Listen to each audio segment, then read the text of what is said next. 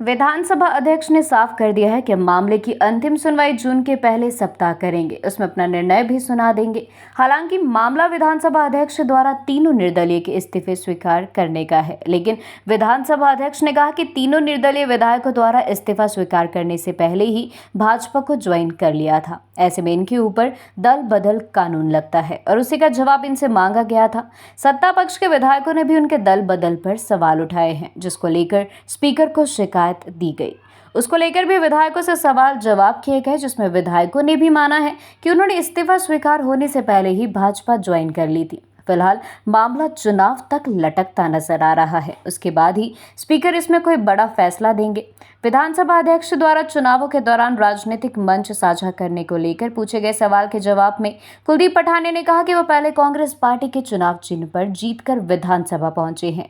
वो विधानसभा के अंदर ही सिर्फ स्पीकर है, जबकि बाहर तो वह एक पार्टी के कार्यकर्ता है। ऐसे में उनकी शिकायत चुनाव आयोग को भाजपा ने की है, उससे वह डरने वाले नहीं है। ओम बिरला भी पहले पार्टी के आदमी हैं, उसके बाद लोकसभा स्पीकर हैं। उन्होंने इसमें किसी तरह के नियमों की अवहेलना नहीं की है। भाजपा के विधानसभा अध्यक्ष राजीव बिंदल और विपिन परमार तो स्पीकर की कुर्सी पर बैठकर आरएसएस की बातें करते थे। Speaker. So I belong to a certain political ideology and there are elections. Om Birla जी ने भी इलेक्शन लड़ा है फूल के निशान पर। मेरा निशान हाथ है, हाथ से मैं चुनाव लड़ के आया हूँ, तभी विधायक बना। अंदर में हाथ नहीं दिखाता।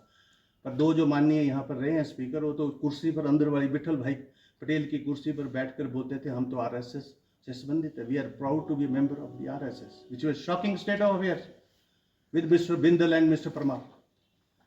Yeah, they are talking about the ethics in politics. It is a shocking state of affairs. हम तो बाहर जाके जो है पार्टी के कैंडिडेट्स के लिए काम करते हैं, कर भी रहे हैं। अगर कोई एम्बार्गो होगा मेरे पर कॉन्स्टिट्यूशनल तो बता दे। इलेक्शन कमीशन को इन्होंने लिख के दिया है तो देते रहे। इनके खिलाफ भी बहुत सारी शिकायतें हुई हैं। इलेक्शन कमीशन को कॉन्स्टिट्यूशन से ऊपर नहीं है। आज की स्टेटमेंट पढ़ी पी चिदम्बरम की। We must discuss the election commission's activity in the parliament also. CAG is responsible to the state assembly. Sir. All bodies, public service commissions, subordinate commissions, their reports are laid here in the Vidhan Sabha. Those two speaker you have named, वो कहते थे कि जो RSS है that is a social organization, सामाजिक संस्था, not a political party. भाई आप तो जब अंदर बैठोगे कुर्सी पर तो आप किसी भी संस्था से संबंधित नहीं है, चाहे वो सामाजिक है चाहे वो राजनीतिक है। कुलदीप सिंह ने जब से एज ए अध्यक्ष पदभार संभाला है, अंदर की कार्रवाई निष्पक्षता से होती है। सभी सामान्य सदस्यों को जो उनका समय है उससे ज़्यादा समय मिलता है, क्योंकि वो समय मैं उनको नहीं दे रहा हूँ। उनके द्वारा हिमाचल प्रदेश के विषयों की चर्चा इस मान्य सदन में हो, नियमों में नीतियों में परिवर्तन हो, सरकार को कटघरे में विपक्ष के लोग खड़ा करें। इसलिए समय देता हूँ, इसलिए थोड़ी समय देता हूँ कि वो जो है वहां पर अपनी राजनीति करे। ये राजनीतिक मंच थोड़ी है अंदर। ये हिमाचल प्रदेश के जो ज्वलंत इश्यूज है, एम्प्लॉयमेंट का, पॉलिसीज का, इकोनॉमिक कंडीशंस का, वो डिस्कस करने के हैं issues. Thank you very much. है कि आप जानते हैं ये सारे घटनाक्रम को, जो रेजिग्नेशन था वो 22 को हुआ, 22 मार्च, और 23 को तीनों माननीय विधायकों ने भारतीय जनता पार्टी को ज्वाइन कर लिया। 22 4 बजे के करीब, 3:30 बजे मुझे मिले, 2 बजे के करीब सेक्रेटरी के पास, टाइमिंग है उसमें सारी। तो रेजिग्नेशन तो अभी, क्योंकि उनसे तो कोई बातचीत हो नहीं सकी थी, और अगर उनकी प्रेजेंस ही जेन्युइननेस है, प्रेजेंस ही वॉलंटरीनेस है, तब तो फिर वो रूल नियम और मेरे जो अधिकार क्षेत्र है इसका कोई मतलब नहीं है। सो ये मेरा प्रेरोगेटिव है कि वॉलंटरी है या नहीं इसकी छानबीन करूं, चूँकि 6+3 ने लोकसभा में जो है जो भारतीय जनता पार्टी के जो कैंडिडेट्स थे उनको वोट किया।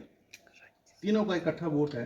अब ये वोट उनका अधिकार है, मैं उसमें भी मैं जो है कोई टिप्पणी नहीं करना चाहता, लेकिन उनका कंडक्ट ऐसा शो कर रहा था कि वो किसी ना किसी प्रकार से कोई ना कोई प्रलोभन में है या किसी दबाव में है, क्योंकि 6+3 इकट्ठे रहे और आज भी जो केंद्रीय एजेंसी है उनकी सिक्योरिटी इनके साथ है। तो इसलिए मुझे इंक्वायरी करना वाजिब और जायज़ था और मैंने वो इंक्वायरी की, उनको बुलाया तो उनका जवाब आया है मेरे पास। और जो एग्ज़ामिनेशन मैंने यहाँ किया उनका, उसमें उन्होंने इस बात को एडमिट किया कि हमने रेजिग्नेशन एक्सेप्ट होने से पहले राजनीतिक दल के रूप में भारतीय जनता पार्टी को ज्वाइन किया और हमारा 10th शेड्यूल भी इजाज़त नहीं देता, ना संविधान इजाज़त देता है कि once you are elected as a independent then you have to stay as a independent, you can not join any political party. Once they have joined the political party, obviously now there are two things. This voluntariness regarding the resignation has two dimensions now. Whether the resignation is voluntary or not, or genuine or not, that is apart from the issue. Since they have joined the political party and there is a petition with me from the Shri Jagat Singh Negi ji ने एक petition यहाँ डाली है कि इन्होंने 10th schedule को violet किया है। अब उसके लिए भी मैंने इनको नोटिस जारी किया। तो पिछले जो हमारी यहाँ पर जो मैंने डेट रखी थी उसमें नहीं आए वो, और यहाँ आज भी मैंने रखा था, आज none of the parties are present, may be because of the electionary and all that. अब हाई कोर्ट में भी गए जैसा मैंने कहा, तो हाई कोर्ट ने तो अभी जो मैटर डिस्पोज ऑफ किया है उसमें इस बात को दोनों माननीय जजों ने माना है कि स्पीकर के अधिकार क्षेत्र है रेजिग्नेशन को एक्सेप्ट करना और रिजेक्ट करना। It is not that it is to be accepted, I can reject it also. और उसमें तो हम जो है हाई कोर्ट का कोई अधिकार क्षेत्र नहीं है। हाँ, एक चीफ जस्टिस साहब ने ये कहा कि स्पीकर के अधिकार क्षेत्र के ऊपर हम किसी तरह से कोई भी बंदिश नहीं लगा सकते, ये उनका अधिकार क्षेत्र है, ना हम समय की बंदिश लगा सकते, क्योंकि निर्णय उनको लेना है। जब वो निर्णय ले लेंगे तो उसकी समीक्षा हो सकती है। अभी तो कोई इंटर्म ऑर्डर नहीं है, पर जो दूसरी माननीय जज हैं उन्होंने ये कहा कि नहीं, हम डायरेक्शन इशू कर सकते हैं।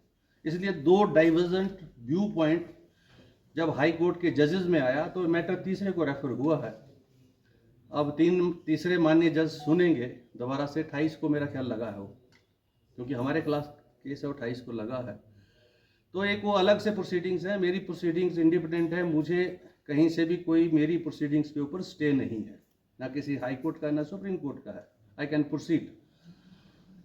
लेकिन आज चूँकि दोनों पार्टीज नहीं हैं, इसलिए मैंने अभी आधा घंटा इंतज़ार करने के बाद मैंने इसको फाइनल ऑर्डर पर फिक्स कर दिया है। The final hearing with the final order, and that is expected in the end of this month or the first week of the June. So the date will be conveyed to the media, but it is fixed now for a final hearing and order. Thank you very much. If any questions. Sir इस दौरान कोई court में कोई फैसला आता है, court से फैसला तब क्या होगा सर? कोर्ट का फैसला आएगा वो कुछ और है, that is a different issue. Court में इसके अलावा कोई फैसला नहीं आ सकता। कोर्ट में तो यही आएगा, तीसरे जज जो है चीफ जस्टिस साहब के साथ जाते हैं, उसके साथ जाते हैं। उन्होंने जो दोनों जजेस ने यही बोला है कि अधिकार क्षेत्र एक्सेप्ट रिजेक्ट करने का हमारा नहीं है। High court has no jurisdiction to accept. पर ये दूसरे एक जज ने ये बोला कि हम डायरेक्शन दे सकते हैं कि इतने दिनों में डिसाइड करो।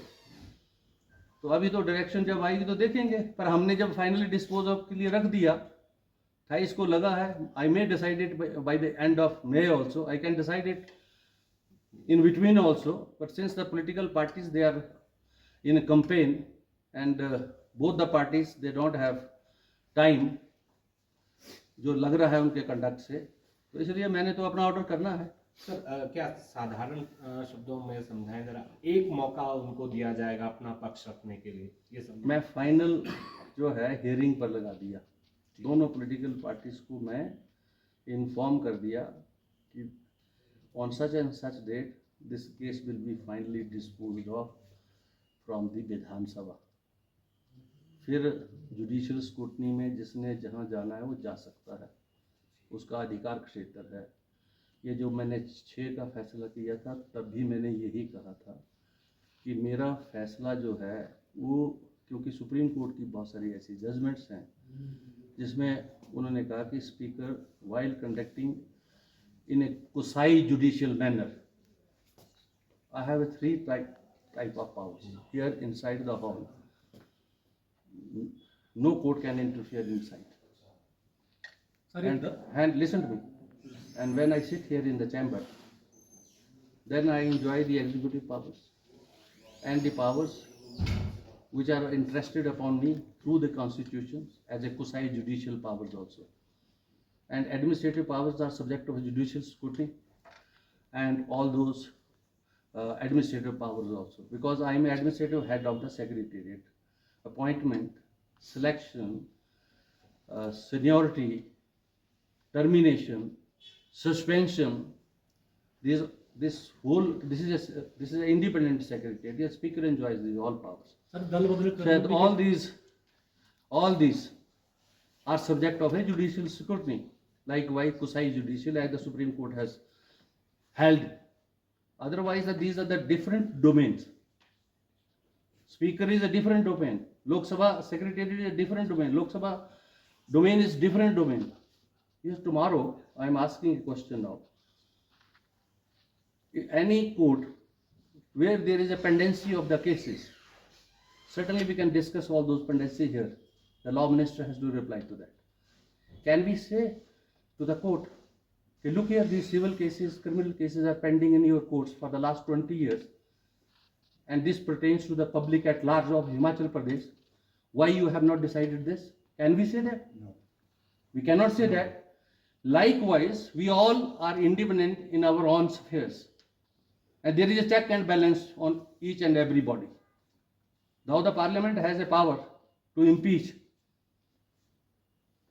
So, without deliberating on further on all these lines, let me say, now my domain is an independent domain, that is a subject of judicial scrutiny. They have been to the Supreme Court.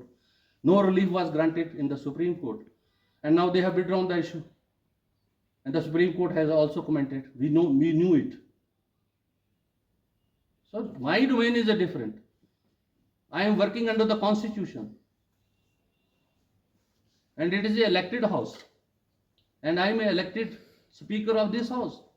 And there, you see, when I go outside the Vidhan Sabha, I belong to a certain ideology. It is not me, Vittal Bhai Patel, the first speaker. So when I am a political person, certainly I can work for a political person also, party also. Where is the embargo on me? Sir इसमें दल बदल कानून के तहत भी कार्रवाई हो सकती है क्या? वही उसी के तहत तो कार्रवाई हो रही भाई साहब, वही तो पिटीशन है निकी जी की, कि जब तक इनका जो है रेजिग्नेशन एक्सेप्ट नहीं हुआ, इन मान्यों ने दूसरे जो राजनीतिक दल है उसको ज्वाइन कर लिया, और उसका आप बोल रहे इन्फ्लुएंस नहीं है। जयराम जी क्यों गए इनके साथ, मेरे साथ डॉक्टर जनक और वर्मा जी क्यों आए? What association they have with those people? So they are no more independents. They are under the influence of certain ideology. I have been an independent MLA for twice here. Sir एक political है sir, एक समाप्त, एक BJP